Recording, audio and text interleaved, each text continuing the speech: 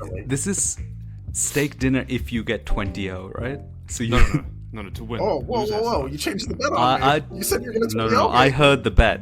I heard the conditions. Yeah. Look, it's going to be recorded anyway, so whatever the conditions are, you have to 20-0 has to buy the steak dinner. 20-0. You better, Anthony. You can pick the steak place now, man. Go for the most expensive one. David, if I get 52 points, you can't win. That's right.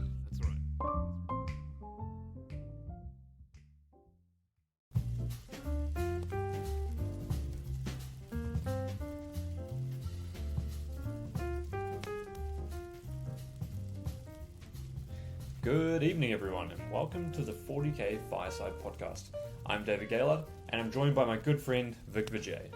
Together, we discuss 40k and the meta from our perspective, along with events we've recently been to and those that have got coming up. So come on down to the fireside and listen.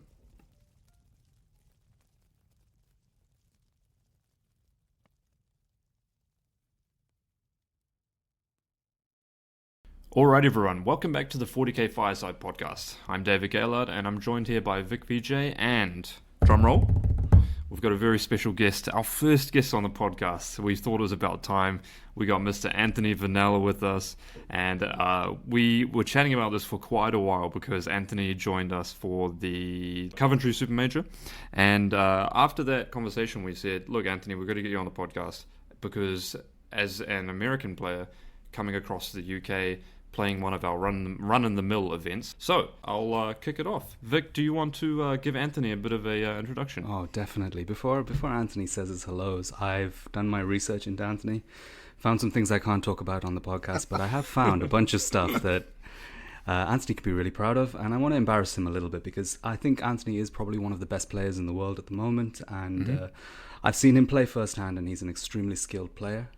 He does have a kind of a nickname being called Violence for his aggressive playstyle, but at the same time, I did note that it's not just kind of a one-dimensional aggressive playstyle. He's quite an intelligent player. He plays for Team USA, who came 4th in the latest World Team Championships, and he's currently ranked 14th in the ITC rankings with a very strong 81% win rate at GT Plus events. He's won 2 major events this year, and he's also come 2nd at the Atlantic City Open.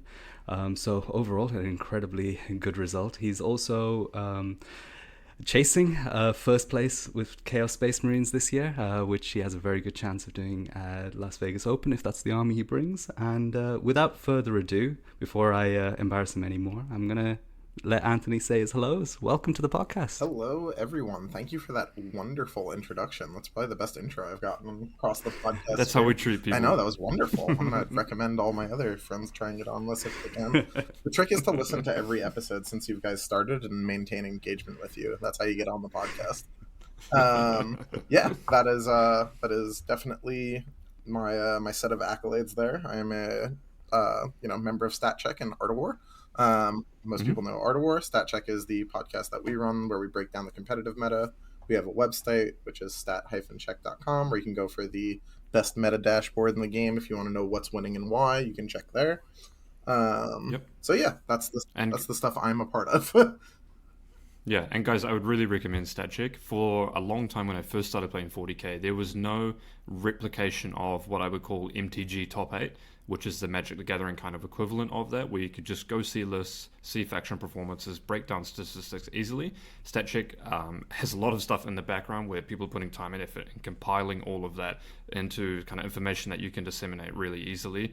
And as a player, even if, say, you're starting into the game, or maybe you want to switch factions, you can really easily take a look at lists, see what's performing, and you can even, correct me if I'm wrong, but you can even delve into players, see what I've played, see what Vic's played, see what Anthony's played, what they've played throughout the year, and really give you a sense of like what it's like to play an entire season of 40k if you're looking to take that next step and putting a lot of time and energy into really competing at that next level. Yeah, for sure. One of the things we're working on is like more expanded player profiles as well. So look for that coming out around the time at LVO to help build hype for the quote unquote pros among us.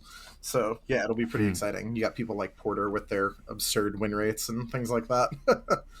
Fantastic. And Anthony, your podcast runs live on every Tuesday, is that correct? Yes, we start at 6 Eastern time, which is 11 UK time, if I'm not mistaken. PM, that is. And yeah, So that is our live podcast, and you can catch us anywhere podcasts are found. Mainly Spotify is how I consume podcasts, but yes, I think it's in most of the places. Brilliant. Yeah.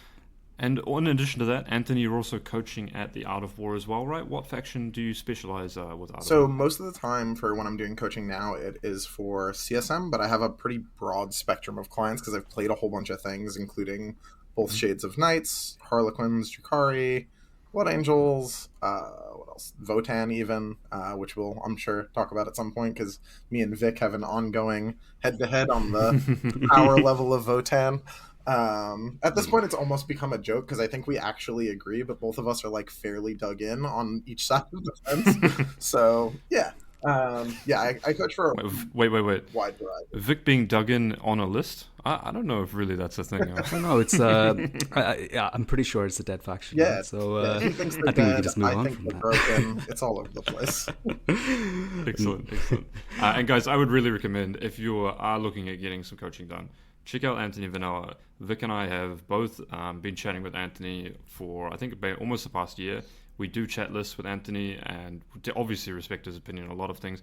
Not only that, but we got a chance to see him play at Coventry as well. And I'm telling you, Anthony's also a really great guy to work with as well. So if that is something you're looking into, definitely consider approaching Anthony.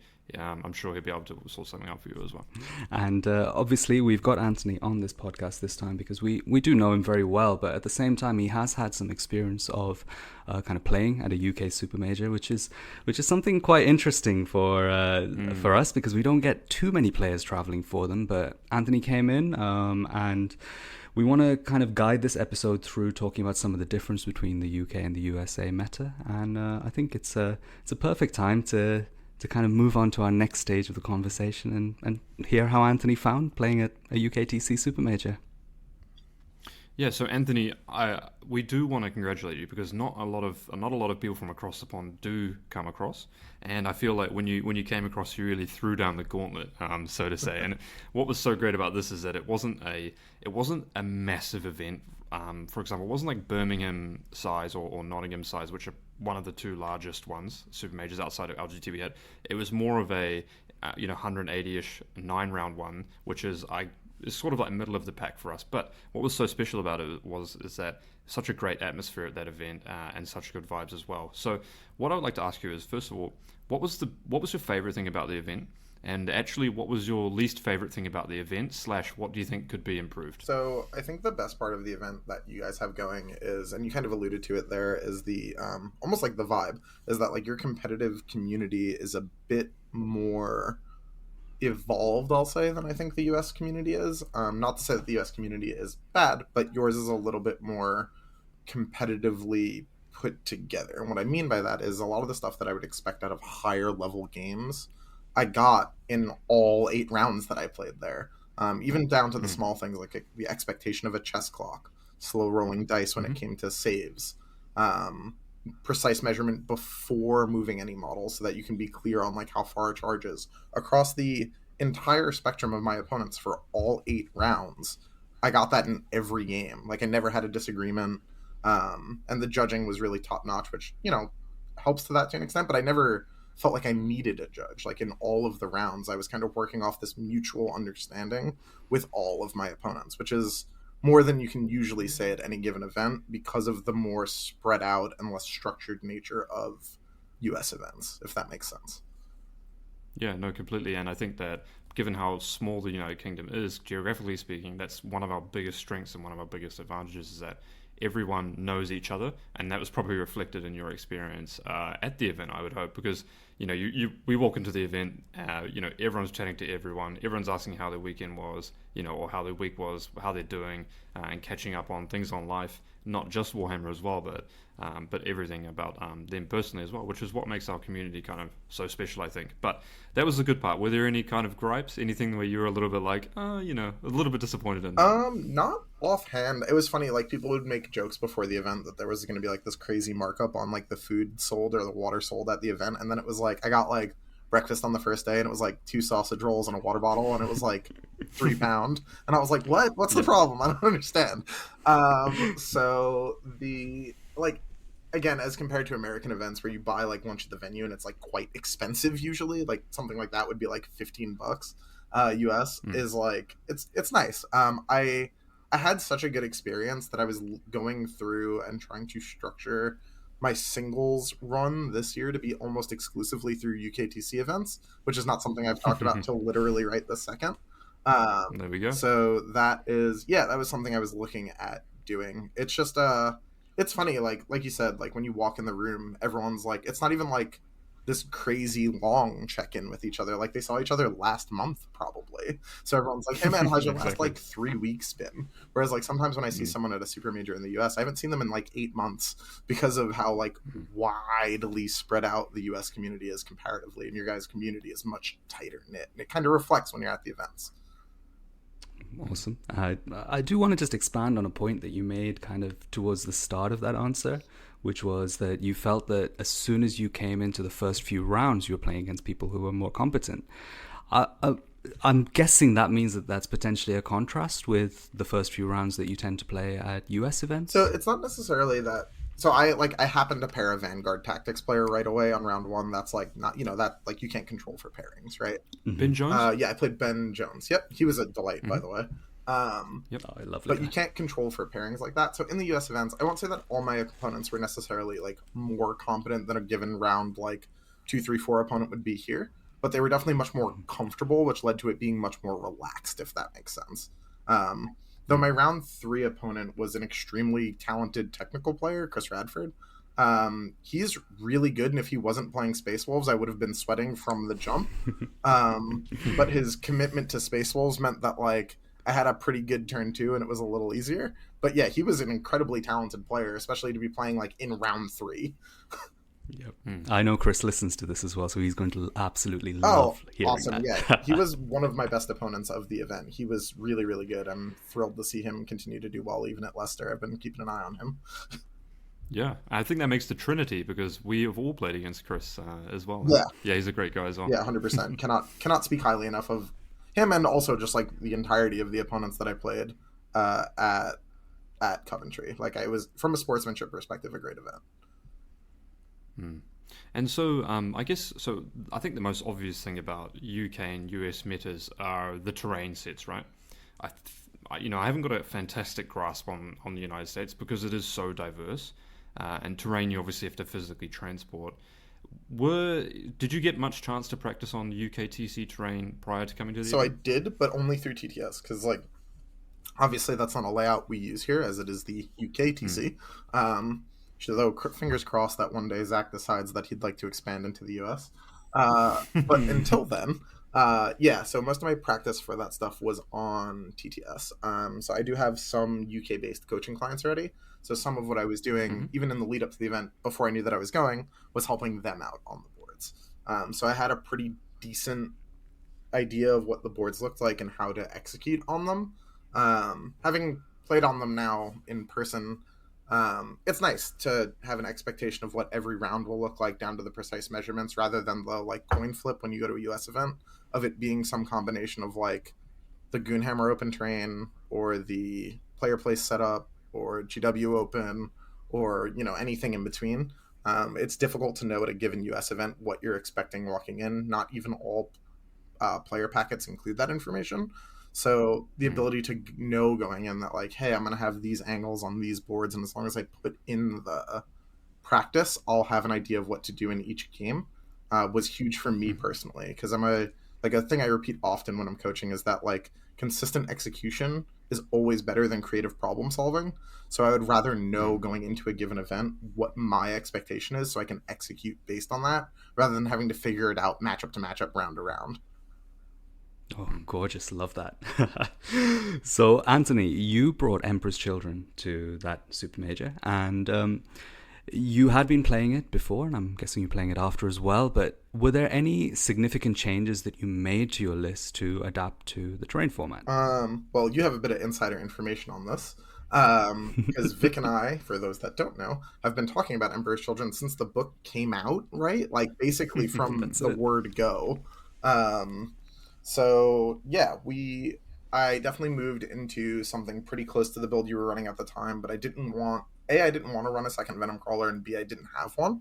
I was pretty happy with my decision to run one ultimately. as the replacement model, which would have either been a Rhino or a Master of Executions, was pretty key into a bunch of the like matchups that can be a little bit more touch and go. Having the Master of Executions meant that I was able to shut down melee basically entirely. Like no one was touching that Terminator brick. It just like flatly wasn't happening because of his 6-inch heroic and a bunch of other Emperor's Children specific shenanigans. And then the flip side of that coin was that a Rhino would have been massively helpful into any of the Eldari keyword lists.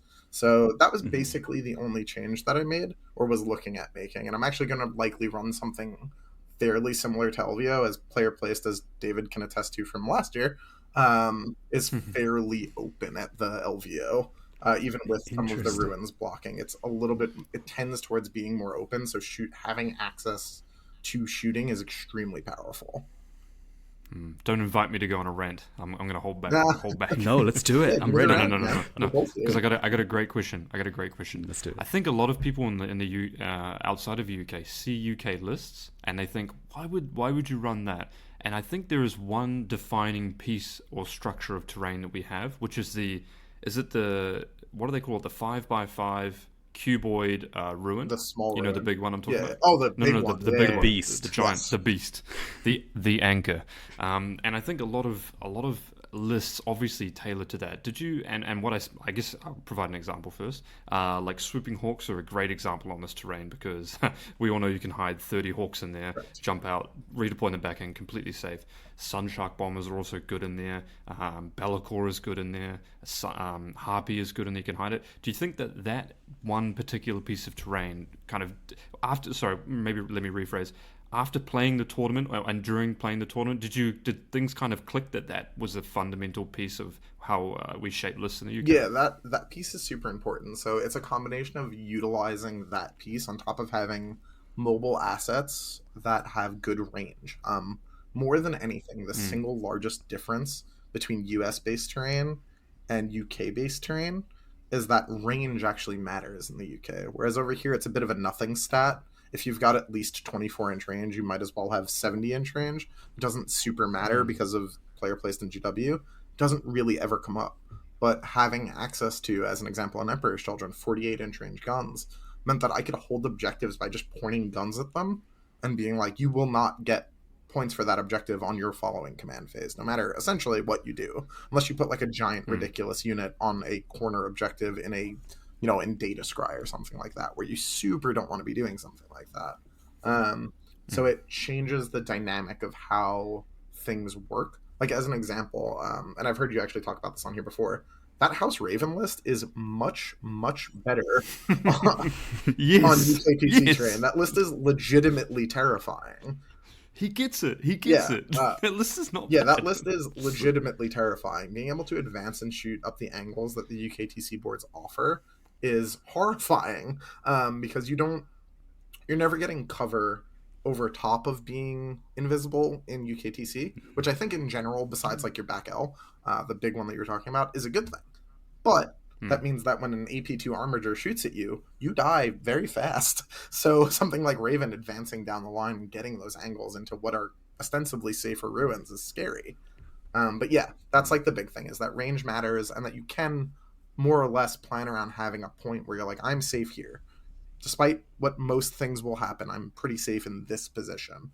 My actual single gripe with UKTC terrain, they fixed immediately after the event. I can't even complain about it anymore. So yeah, shout out to them for being incredibly responsive to feedback. Frontline's gotten a lot better in the last couple weeks specifically about this, but in general, it seems like Zach is a lot more agile with his adjustments. Yep, he's got his priorities right. I want to just, before we kind of transition off the terrain formats, just you mentioned that you felt that the player placed terrain, and I'm guessing that's the frontline gaming events that are player placed, is slightly more open, and that's very opposite to what we're kind of used to here, where player placed terrain formats tend to be with extremely heavy terrain, which tend to favor melee armies much more than shooting armies. Is that and Dave, you'll have experience as well because you played at LVO at the previous one.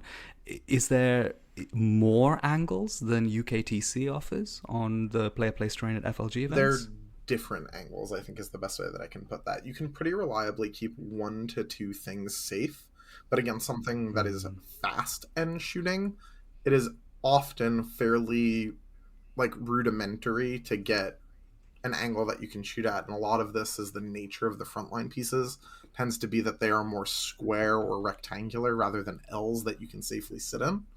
Some of this will change with them moving to force 4 blocking, right? Like to a significant extent. But in years past, like a thing that, you know, I've noticed playing them is that if you can advance up a board, like up a board flank and shoot across, you'll usually be able to get in, especially if you're used to cutting like non-conventional board angles, if that makes sense, which the UKTC kind of inherently trains you guys for. But I do think that there's like a bit of a misnomer in the community in general that the player place boards will be more open than UKTC. I don't feel that way. Being able to set it up yourself means that you can shut down a lot of the like range advantage that the UKTC provides. Whereas on the player place boards, if you're fast, you'll be able to get angles still. But if you're slow, and by slow I mean move less than 20, so not Tau, you will find it harder to get angles, in my experience. That was playing an army that died the second it was in the open last year in Drukhari. Your Talos could take a beating exactly once. But past that, yeah, in general, I found it easier. I found it easier to practice for UKTC. I found it easier in practice on player place as someone that primarily plays melee armies. Yeah. Man, you touched on so many good points there. Back to your original point, Vic, I think you hit the nail on the head when you said that, and Anthony as well, is that it matters what terrain, physical pieces of terrain you use as well for PPT. For player place terrain, I don't think the Vanguard Tactics terrain set is a healthy way to play, because that terrain set is almost exclusively U-shaped buildings. Oh yeah, that set is not great. And that's far too powerful for melee armies, in my opinion. Whereas FLG, I think I've said this quite a lot over the year, and I'm quite a big fan of PPT. I like the mixture it provides, and I like the skill gap it also leverages as well between players. I'm as a person always fond of when more skill-based interactions are included into a game. But that's just me. I certainly appreciate that's not the best thing for the majority of people. Yeah, my thing with player place is that it tends to make like your after action talking about the games part, which is one of the most fun parts of 40k, where you're like hanging out with your buddies at night and like talking over what happened. They often start with, and my opponent made a mistake with his player placed, for rounds like 1 through 6, like even that deep in. We saw it, like the most infamous example of this last year, in my opinion. Siegler's round 6 was streamed, and his opponent like essentially set it up so that there were no ruins on the board while he was playing heavy on boat Drukhari against Siegler's Admech, and then Siegler did the same thing. So Siegler just shot him to death the whole game with no recourse. That game ended before it started in what is, in my mind, like not really a part of showing off your 40k skill. But yeah, that's my main gripe with player placed, is that it adds a lot of opportunity for players to put themselves out of the game before it starts, similar to a way that like taking a weaker list to an event on purpose would. And what I would say as well is I think TTS, Tabletop Simulator, should be no surprise to anyone, is the main way that I think top people practice. I will caveat that with, I don't know how the top American players practice, but I think in the UK it's pretty universally accepted that most of us practice on TTS.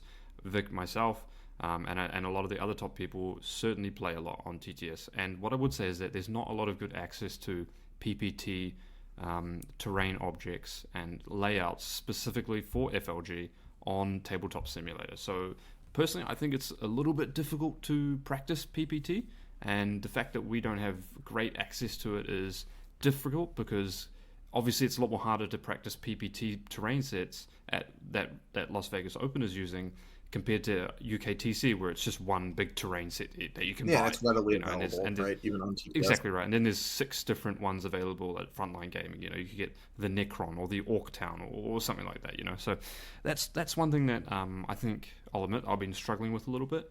And so I think that's a bit of a disadvantage we have going into Las Vegas Open. Just got to wing it, Dave. Just got to wing it. Yeah.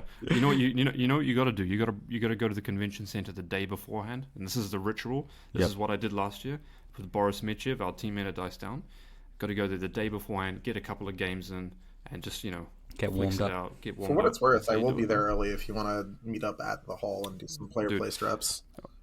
All right, everyone. If you're listening to this right now, I will be at the hall the day beforehand in the evening, afternoon. Let's pressure the tournament organizers. We're going to break down the doors, tell them to let us in, get us access to that terrain so we can get our practice reps. Get your exhibition game against Anthony with Mate, hundreds of people watching. If you want to do it, Anthony, I'll lay it down right here, mate. I will 20-0 you on player play. Oh my! Oh gosh! 20-0. What's the bet then, David? You can't put up something like that without a wager. Okay, here we go.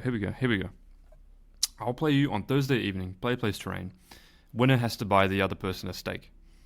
All right, I'm game. Let's do it. Game. All right, let's do it. Oh, I thought it would be more extreme than that. Handshake. No, steak's a good one. Because then we're going to go to the casino afterwards and lose all our money. Of course. It'll become insignificant. Anthony, I wanted to ask you before we kind of dive into LVO, just generally about when you came to the UK and you saw the types of lists, list choices, optimization, the meta generally, did you feel there was any stark contrasts compared to the US meta, or was it kind of like you're just seeing the same things here as you do there? You definitely see more adjustment in general for like the UKTC specific layout, right? Because you guys play on it so many times through a given year that people build more into the tools that work well on that layout. I wouldn't say that like writ large everything was more optimized, but across the opponents that I played, and again, some of this comes down to like, again, I played Ben Jones in round 1, and playing Chris in round 3, and then for the rest of the event, I played Porter in 4. Like my event was just like people that generally tend to do well, even in your guys' events that are like more stacked at a per player basis, right? So like I definitely experienced more optimization than I would, but I wouldn't say it was anything terribly different than like what someone could have expected at like the event I was at last weekend, where we had like a whole bunch of the better players in the US at it. So like it's hard to like one for one compare. You guys just probably have these significantly more consistently because you're not spread out across like a giant ridiculous country. You're in like a reasonably sized country where people can also meet up. That was such a stacked GT you were at, by the way. Yes. What did you actually bring to that event? I took Creations of Bile because the plan, which backfired horrifically, was that I would play a fast melee rush army and like cycle through my games quickly so I could spend more time hanging out with some of the people that came in for it. And what happened instead is at the start of the game, I told my opponent my army could fight on death, and they would use their entire clock trying to figure out how to get around that. So my games were not faster, and I should have just played EC. But so I played Creations of Bile for it. I probably wouldn't play Creations again outside of teams. They're just too narrow in their focus. But in general, I had a good time playing them. Playing with like the best Smash characters in the game, that always 2-for-1 essentially, if you can force them to be killed in melee, is super fun. Definitely a super fun list. I know I was one of those people who was running the clock down, trying to figure out how not to get fought on death against. Yeah. in the few games I've played against it. I think the skirting question that Vic was trying to get around, but he didn't want to ask it because he's too nice, is that who are the better players, Anthony? Who are the better players in the US, or who are the better players that I played at Coventry? No. Who are better between USA and UK? So I think in general. No. Let me rephrase. Actually, sorry to cut you off. Yeah, go for it. What are the pros and cons, or what are the strengths and weaknesses of each compared to another? That's maybe a good way of doing it. So I think in the US, players are outside of like what I'm about to say specifically excludes the Art of War House. This is a generalization of US players as a whole. In general, players in the US are better about handling or about playing like a fast, aggressive game. Whereas I felt like a lot of my opponents in the UK were way more expecting me to like hang back and play like a tit for tat trade game with them. And when I like hit the gas pedal and put it on them, they were like, this isn't what you do. This is not a game of 40K. Why are you in my deployment zone on turn 2? So I think that in general, the US responds to like the go fast, get pressured a little bit better. But anytime where I did get taken like into deeper water, I think the UK players were better at that in general if I had to compare the two. Very Yeah. interesting. They were better at setting Now- out longer term game plans that just were, slightly vulnerable to an interrupt, essentially. So you played against the best of the UK, right? During this event. Yeah. You also play against the best of the US. Now, who's better? So, I think that Porter is probably the best game of 40k like that I've played in general. Like as far as like as close a game as you could physically have within the constraints of like an even skill matchup. I think in my entire history in 40k, I don't know that I'll ever match that game. We played within a point of each other. One small different decision from me on turn 5, maybe I win, maybe I don't. Like there was a lot of skill testing decision points in that game. It's hard to say actually across the set. Which I think just goes to show as well is that I think at the top of each region, players are quite similarly matched as well. Yeah, 100%. I think at the top they're similar. I think the UK probably has more. Like your guys' X1 players are probably generally stronger than ours, and I think that's probably the fairest way to put that. Okay. Because I think consistently your guys' players that are like showing up to an event expecting to lose 1 to 2 games are always at those events getting reps into someone that will likely win the event, and that is crazy valuable. So valuable that that's essentially the entire function of a coaching service, right? So the fact that you guys can get that once a month just by attending the events is crazy. Okay, that was very insightful, actually. And you avoided creating international war between UK and US. Yeah, so I mean, we I'll say showed that for that. BBC, right? You're running for mayor next, right, Anthony? Handled that one. Handled the pressure well. Yeah. Maybe next year you guys will get within 50 or so points of us when we play, but until then. Wow. Well, there's only one Team England player on this podcast. I'm just going to That's put it true. out there right Oh, now, it's but, not. It's not me. I'm technically not. Not been announced yet, right? Vic's not confirmed until he's confirmed. Oh, of course he's got it. Vic's one of the best that we ever have. Oh my goodness. But Team New Zealand is one you have to watch out for. But, we might be coming for you the next WTC. I'm looking forward to people sleeping on you guys and then getting smashed. It's going to be funny. Here's my strategy for WTC. If Team New Zealand were to make it, and I hope we do, of course. Nothing would make me prouder than to represent my country. Is to make everyone think that I'm the best player on the team, but secretly have a couple of dark horses on our team that are actually way better than me. Yeah, so you can't get away from me. I know some of those dark horses already. We were talking about it before the pod started.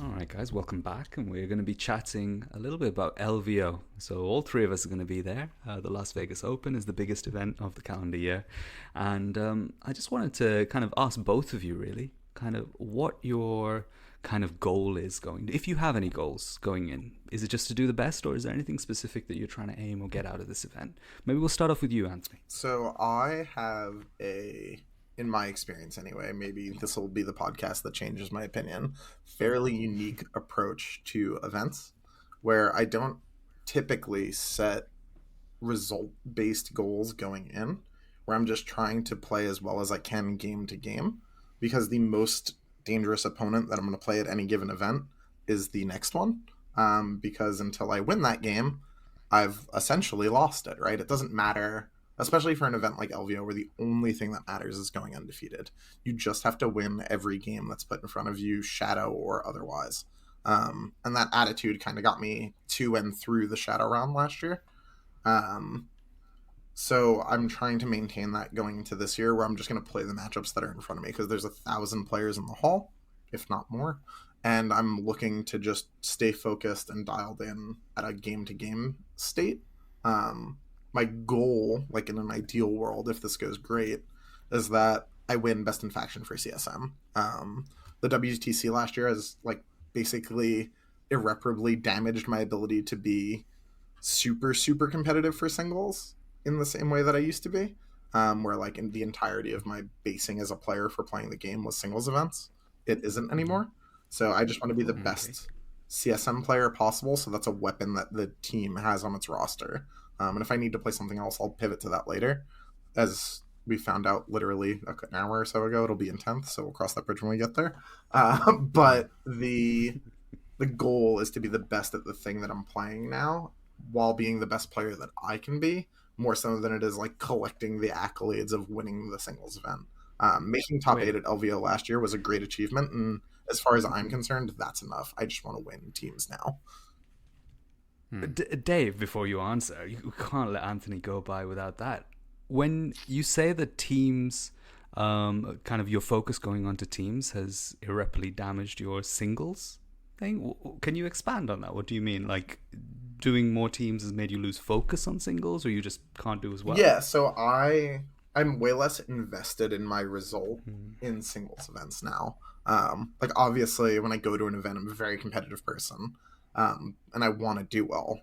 But like, if I was me at this time last year, I'd already be playing Votan and looking at guard.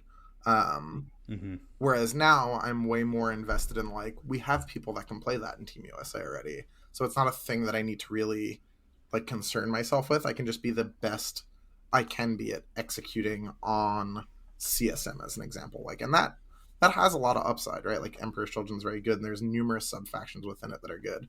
But I think the narrow secondary game of CSM and singles makes you very vulnerable to playing something like Sisters or Necrons, where they just outscore you. And that's an unfortunate reality of singles, but something that I'm, again, less invested emotionally with towards the singles environment. And I think to a degree, if you're going to be the best in the world, it's something you need like an obsessive focus.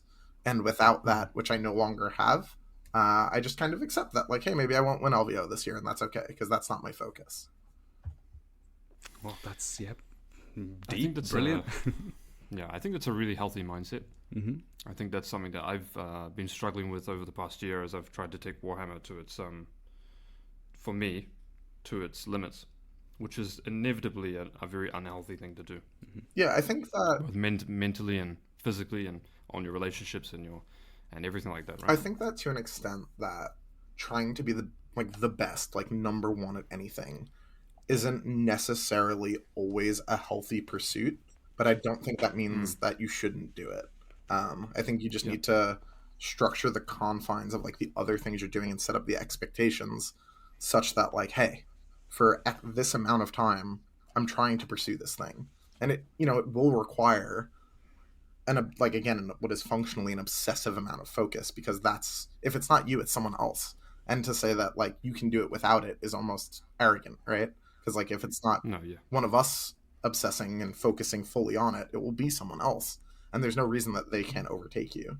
So, and I've just kind of made peace with that when it comes to singles. But I want to reiterate that like a massive portion of the disappointment associated with Team USA's result for last year was our preparation felt like we did not perform in the way that we could, and this year we won't be outworked, and that's like a thing I take pride in now. And look, as long as if you work the hardest in the room, then the chances are that you're going to be the best at the end of the day. Right, and that's a fact in anything in life, right? The thing is, you just got to not lose focus on how much it's impacting your life as well. Yeah, of course. It's a balancing act, right? With anything. I happen to benefit from having a very like understanding girlfriend. Like, Anna is a saint. I say this on everything I go on. I could do basically none of this without her. And that is a huge, quote unquote, like competitive advantage for me, that I know that she's got my back. Yeah, Vic and I are exactly the same as well. My fiance gets along with Vic's wife very well as well. I mean, there's always without getting way too cliche, there's always the strong woman behind every successful man. Of course. And vice versa, of course, as well. Couldn't do it without them, and those are the people that it's not hard to enjoy yourself when you're doing well, but it's when you're not doing well, or when you're facing disappointment and something like that. Those are the types of people, and not only your partners, but surrounding yourself with the right friends, and anything you do in life really to tell you the frank word, and then really wanting to see you do your best as well. Yeah, of course. That's hugely important. Tangent there. I'll steal the spotlight and answer your question, Vic. Yes. For me, I think I just want to replicate what I sometimes, what I get like in tournaments. I just want to go in there with a razor sharp mind focus, take every single game, just one game at a time, not think about, oh, I got to win the whole thing, oh, I got to win the whole thing, blah blah blah. Got to get enough points to avoid the shadow round, etc., etc. Just every single time I'm up for a round, play my round, just play my best. And I listened to the podcast that you did recently with Art of War Down Under with Adam Camilleri, where you talked about the same thing as well. Is it's not just focusing on winning the event, but just focusing on always playing well, right? Because it's those games where you play poorly and you lose, and you think, that's a shame that I play like that, for example, right?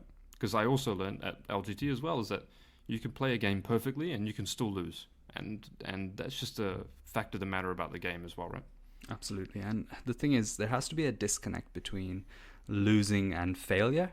The success of the event is not winning every single game. The success of the event is playing it as well as you can and then accepting the outcome for what it is. And that's a much more healthy mentality in a game which involves luck like 40k does. And I've seen a very positive change in mindset for you across the course of this year, and I think it makes us better 40k players by being much more positive and kind to ourselves with this. And I don't know, has there been any real change in terms of how well you want to do in the event? Like, is it are you going to try everything you can to win the ITC? Is that something on the radar for you, Dave? But I think what I was talking about there as well is like, I think the best chance for me to succeed is to not have my eye on the prize the whole time. You know what I mean? Like the way that I think I'll perform best at the tournament is just to be like one game at a time. I mean, when I played LVO last year, first LVO, basically I've been playing like 6 months or something, right? Made top 8. First rank player going into day 3. Like, I didn't know what was going on. Every single game I was just like, all right, just crush people with Crush Stampede. Bring the crusher. And so I was just like, okay, 1 point at a time, try and play well, make sure I'm doing the fundamentals right, et cetera, et cetera. Like, I didn't even know that there was like, until like day 2 or something like that, I was like, oh, there's a shut-around thing. Like, oh, I got to think about that. I was just like, okay, I knew when I saw my round 6, I was like, okay, he's playing mirror matchup, blah, blah, blah. Like, okay, focusing on that. That's all I was focusing on. I wasn't focusing on who else was going to be in the top 8, how other people are doing, et cetera, et cetera. I was just like, all right, David, just try and focus on winning the game and playing well. And of course, I was met by none other than Anthony Vanella at the top 8, who I didn't realize that we were playing on the stage next to each other on the first round. Yes, right next to each other. Until we spoke at Coventry, right? Yep. Yeah, that was when we had worked it out. I think we actually played next to each other in round 6 as well. I was playing Haidar of Team Iceland, like just next to you. No, you were playing. Oh my, dude, that's so funny. Like, okay, guys, this is the best part about 40k. And I genuinely mean this. And this is coming from someone who is like die-hard competitive esports fan. The best thing about 40k is 100% the community and the people you meet. So Haidar is from Team Iceland, who I get along great with now, and I'm involved with Team Iceland slightly on WTC and their team events and stuff like that. So I've seen him, of course, at lots of the UKTC events. Anthony's come across at the UKTC events, and then obviously we're having a podcast now and we're chatting. Like, it's crazy the relationships that you form in the game and the great people that you get to meet. And it's no cliche to say that for me, like some of my best friends I've met through Warhammer 40k, right? Oh yeah, that's absolutely true for me, and it's like very much a thing that's happened. Like, it's one of the more beautiful parts of the WTC. Like, I went into that event knowing some of the people fairly well, and now I feel like very well connected throughout like all these parts of the world that I would have otherwise never been to. Like, as kind of like a funny example, right? Before 40k, I used to play like WoW, and I fought in MMA and Muay Thai, and I had never really been off the East Coast. I had like very technically been to Canada via Niagara Falls, but I hadn't done anything else off the East Coast of the US. And since starting 40k, I've been to like all parts of the US, like East, West, Middle. I've been to the UK 3 times now. I've been to Belgium. Like, this is all stuff that I absolutely would not have done without 40k. Exactly. It's been an amazing experience basically from the start. Yeah, It's amazing. Obviously, Vic, I'm assuming you think the same thing about the community as well, right? Oh, it's the priority, isn't it? I think a lot of us get into this game not because we want to, win 40k tournaments. A lot of us get into it because we want a hobby and we want a social community that we're part of. 40k is an extremely social game, and tournaments show the very best part of that. At least in my opinion, one of the very best parts of it, where everyone just immediately has interest in common with each other. And so I agree with you guys. I think this is a beautiful game. Yeah, 100%. Yeah. Speaking of the beautiful game, which faction, Anthony? If you had to pick one faction now, because in the previous episodes, I picked the one player to win Coventry. I got lucky, bit on Mike Porter, and he won it. What a hero! So I'm going to put it to you as well. What faction, as of day and right now, is going to win LVO? Caveated that New Guard are not in, and Flamers are still in the game. Which faction has the best to win it, do you think? I think if we don't get New Guard, I would put my money on T-Sun's Flamers. Likely because both of you will bring it, and so will TJ, and that's 3 of the better people just going in general. But if New Guard is allowed, I would bet my money on New Guard. Really? New Guard pretty powerful? It has already been ruled out by the by FLG, is my impression. It has only been ruled out if it doesn't get a release before the 15th. If you check that article that they released, it was updated like yesterday. So I think the rumor is that potentially God may come out before that. Yeah. So FLG Dave, just so happened to move their date that it was available on, or the rules lock, and they just so happened to edit an article saying it wouldn't be allowed. Read between those lines how you may, listeners of Fireside. So Dave, if there is a discount for buying 12 Lehman Russes, are you in? Yeah. Look, guys, I got swaps. You need Rubric Marines? I need Guard. That's interesting. I actually think Thousand Sons are quite good into Guard. If it was one matchup, I don't think Guard want to see Thousand Sons. Me personally, but that's just me. Kraken, Leviathan. What's the go there, Anthony? I think Kraken's super strong. Having seen the double tyrant builds get piloted a whole bunch. You like the double? Okay. We got to seal this beef right now. All right, let's go. We got. Oh my god! It's like the Harpies all over again. Okay. We know you have the technology to fly from United States to United Kingdom. Yes. It exists. Aircraft exist in the United States. Yes. But why do Harpies not exist in the list that United States players take? Because literally cannot hide them ever in U.S. terrain. Like, no U.S. terrain layout lets you hide them. So if you play the wrong matchup at any point, they just die. Okay, and this is why the UK is better, guys. Yes, this is you guys have improved diversity of models allowed to be played. Like in the US, planes without a redeploy is like flat trolling. You might as well play a 1,600 point list. Redeploy. These guys, yeah. Man. You outflank them. Yeah, go ahead. Go for it. You pay 2 CP and you outflank them. Yeah. And then boom, they come in on turn 2 and they nuke people. They're great. If you had that, go for it. But if you don't, it's rough. That's true. Sorry, that's been something that Vic and I and a lot of people that I know have been just kind of silently wondering. Yeah, you only see. But we figured it was something about the terrain. Like that's pretty much it. Yeah. And so we've covered New Guard. Obviously, we're going to be really strong. Thousand Suns. I guess you're obviously taking Chaos Space Marines. Do you think they've got what it takes to crimp it? Take the number one? If I got like a fairly, like an even vaguely, honestly favorable win path through the 6th, I wouldn't be surprised if I made Shadow or Top Cut. But I would be very surprised if I took the event wholesale. Emperor's Children aren't particularly great into like opposing gun lines, but the floor blocking on the player placed might change that math enough to cover the gap. Ironically, so one thing with Guard is that their tanks got a buff and that they can shoot out of combat, which is really exciting if the thing tagging them isn't the Emperor's Children Terminator brick, because you will shoot out of combat, thumbs up, and then in the fight phase you will die horrifically, and then it's the Chaos player's turn.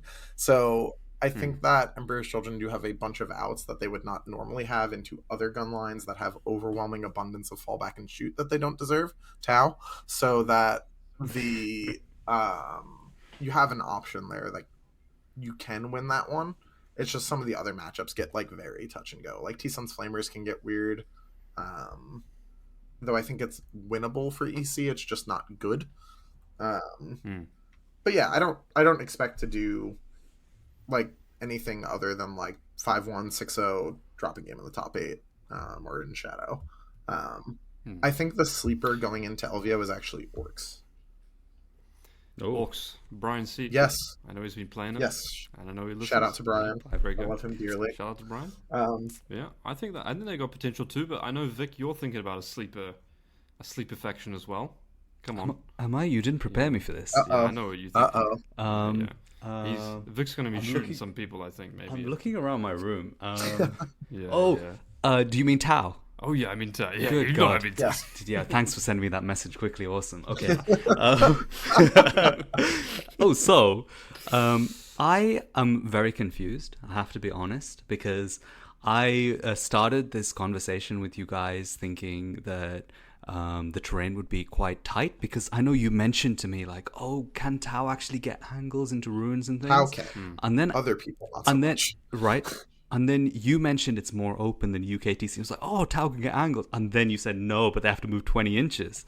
So I'm back to thinking the Tau potentially can't obviously play a turn 1 alpha aggressive game. Does that sound about So right? Tau can do it because they have the planes if they go first. And if they go second, the opponent obviously has to take the first steps, and then Tau are thrilled. Tau is one of those armies that, with the right pilot, and this bears out in the stats, that the veteran win rate versus like first timer win rate for Tau are like vastly different numbers. But Tau with a good pilot on player placed are a menace. And we've seen it even in the US with like Tom Ogden. He's just been crushing it here. It's rough playing against Tau on player placed, because there's a coin flip to start the game against Tau for literally every army in the game, that if they win the coin flip, you cannot win, and that is the defender role. If the Tau player wins that roll, they're basically 50% to slam a crate in the middle of the board and end the game for you, without much, if any, recourse. And so I'm going to stop you there. Yeah. What's important about placing the crate in the middle of the So the board? big thing about putting something like a crate or a forest that they'll ignore in the middle of the board is that it prevents other pieces from being centrally located. And that is the only way that a melee army, or even an army that's less shooty than Tau, which is like every army that isn't guard, or maybe Votan, probably just guard, into, like, it removes your only signifiable advantage into Tau, which is that you'll eventually get to them. But Tau, in a world where they get to engineer terrain that they can fire and fade behind every turn across 3 units that have like thunderous activations that kill you, while ensuring that the midfield is open for their like 2 units of Kroot Hounds to stand on, and for you to attempt to contest feebly, is very powerful. Yep. And obviously, when you put the crate in the middle, it obstructs other terrain from being placed around that. Yeah, it creates essentially like an 8-inch, depending on like plus size of terrain, null zone of like there will be no terrain here. Interesting. So I read that they are planning on introducing some fixed centerpieces of terrain for some of the maps. Is that am I the only one who said So that? that is only on maps that inherently favor Tau by such a wide margin that I don't think that changes the math, because those are on maps like Robot City, which have no L's, that only have rectangles and squares. And as you know, chasing angles around rectangles and squares as Tau is very easy, because they can't hide like tucked into a corner. The corners. Yeah, they have to like be flat against the back of it. And when you move 18 or show up from Deep Strike or a plane, you kind of just die. Interesting. Really cool. So I think that for me, the top armies going into LVO are Thousand Suns Flamers. I'm gonna assume Guard are not in. Bold. Tau, Kraken. I think Kraken's got a very good shot. And then I think Dark Horse for me. I'm gonna regret saying this, but Sisters of Battle. Okay. You know what? I'm just, something harkens me back to, is it John Lennon earlier in the Yes. year? Or was it last season winning Sisters of Battle? on PPT. John did really well with them across the spectrum. Yeah, so, Sisters of Battle, Dark Horse for me, and Chaos Space Marines. I want to say in my heart of hearts, Creation of Bile could be something in there, but I think given what the composition of the top armies is going to be, Creations of Bile is going to struggle a lot. I think Creations has too narrow, like having played them this weekend now, you can make units immune to damage against Creation by just putting them behind another unit, and that's not like a way an aggressive army can afford to play the game. So does anyone play Harlequins? Is that like not a question here, or broadly uncommon? Definitely not to the same extent that you would expect. I mean, honestly, there's not a ton of it in the UK either, right? It's like just Porter was of the top players playing it there. I don't foresee a lot of the top players playing Harlequins in the US when there are other options that are more popular. Sure, got it. But there will definitely be less T-Suns Flamers than a UK event. Like, that's not really something that's caught on to the same extent here. I think it will drop off, though. The way the UK events goes is that everyone jumps onto the hotness for one event, right, and then we kind of move on to something else after that. So. With Emperor's Children at Coventry, right? There was lots of, like, questionably piloted Emperor's Children at Coventry. Right. Yes, it just bounces off the tournament after it kind of gains some attention. Right. So yeah, I think T-Suns Flamers probably will not be such a huge presence at Nottingham, even if they don't get nerfed, which is the next super major in the UK. I think there will be a lot of them at the top at LVO. So I actually have a almost entirely mirrored set of expectations of the top armies to David, except I would include Guard because I'm assuming they're going to be included, and I will be practicing as if they will be there, because to do otherwise would probably do you a disservice in your practice. Wait, Anthony, do you play Guard? I do not. I think they're an NPC faction that no one should play. I'm mad that they're good. Okay.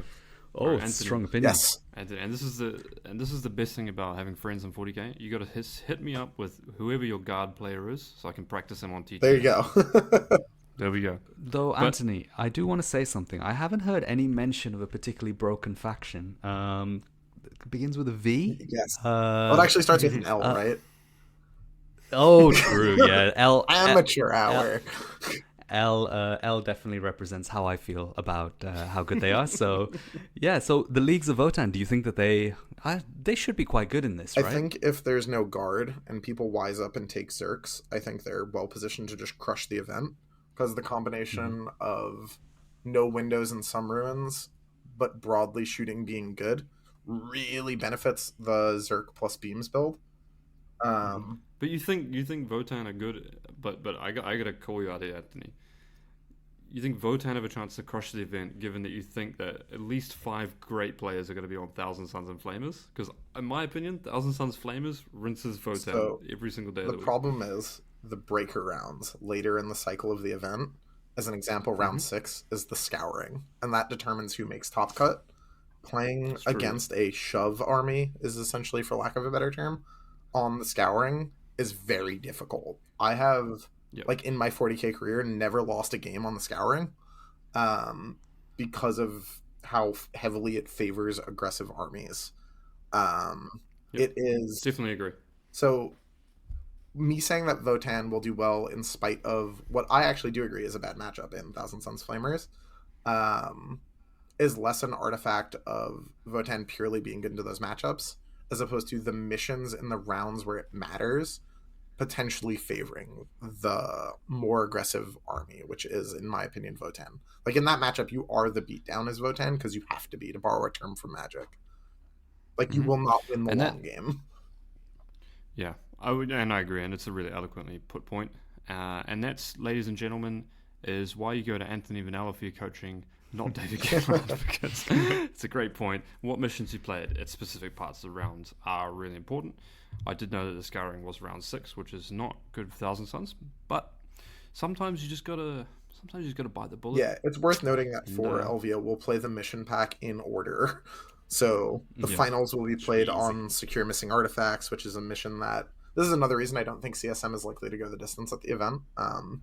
In Secure Missing Artifacts, it's almost impossible to stop someone from getting at least like 38 on primary. CSM does not have good secondary, so you often win by primary differential. And Yep. not being able to do that in the later rounds of the tournament, frankly, as a CSM player, sucks. So Yeah. you will see, I think, But a Anthony, lot of well-scoring ones, but ones that struggle deep. I did learn something from you, which I think is relevant for this particular situation, which is I'm pretty sure they can't score primary if they're dead. That's true. If you remove them from existence, and you make sure to And take yeah, secondaries that reward you for tabling your opponent, you're good. But if you don't do that, Easy. you're in trouble. I think often, Yeah. and this is like maybe a bit of a tangent, people tend to look at things in 40k as win more when they should be viewing them as win securing. So you don't end up in a scenario where you've tabled your opponent and then lost the game on the scoreboard, as that is a fairly common occurrence. And there is nothing, at least to me, that is more infuriating than that play experience. Yeah, exactly. Having good secondaries counts for a lot. And I think for me, if there's one thing I'm looking at going into LVO is having a replicable game plan every single round. And that's what that's what got me in the top 8 of LVO when I first played, because I looked at PPT and I said, what is the best thing I can abuse here? Put 6 Hive Guard on the line behind a big ruin. You can never interact with it. 1 CP, exploding 6s, full rerolls to hit. 2 CP, I shoot you again. Shoot people with Hive Guard all day. Can't touch it. Boom, done. So for me, I look for, when I think about PPT, is what can I do that is strong every single game? And then just try and do that every single game. It's worth noting, what do you too, think? that from like a terrain layout perspective, someone doing the single crate thing doesn't mess up that setup for you, because your ruin is far enough back that it's like, like irrelevant essentially what your opponent does. You will always be able to control a ruin that's that far back. It, like, they can mess with your staging, but as Crusher you were never really worried about that.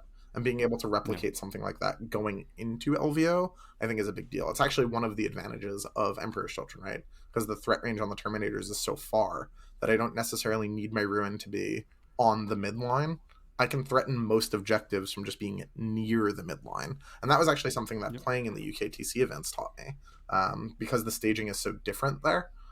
Without access to GW ruins or player place or whatever, I was actually finding that I was a lot more comfortable threatening different parts of the board through non-conventional means, and that made me feel a lot better about my choice to play Emperor's Children going into LVO. And so I feel like I've done you a bit of a disservice, Vic. Obviously you're ranked number 1 at the moment. How in terms of factions, decisions about what you're going to play, are you on the fence still? You kind of roughly decided? Is there a split between, of course, heart and mind? I'm going to try and use my mind a little bit. So I've been spending some time thinking about this, and I have got my eye on seeing if I can try and win the ITC this year. I think this is as good a chance as I'm going to get, potentially. So in terms of doing that, I've got minimal time, because I'm going to be quite busy in the run-up to LVO, so I'm not really going to get much practice in.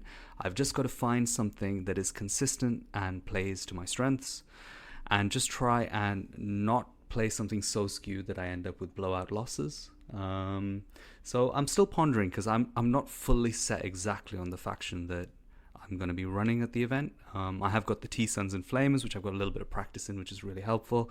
I've got a huge amount of practice with Emperor's Children, and I know that's an army that I can always play consistently. And I know, like, I've lost one game in like 40 with them, and that's because it really suits my playstyle, and it always has an out for everything.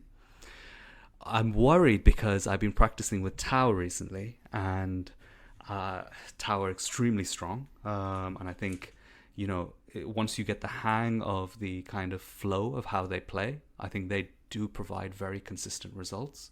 But at the same time, it doesn't always feel like there's an out on the scoreboard, and I think they do have a chance of potentially getting outplayed. Like we went through my game against Nassim last time, and all I did was something different to what he would have expected, and then all of a sudden he was stuck, just from a purely strategic point of view.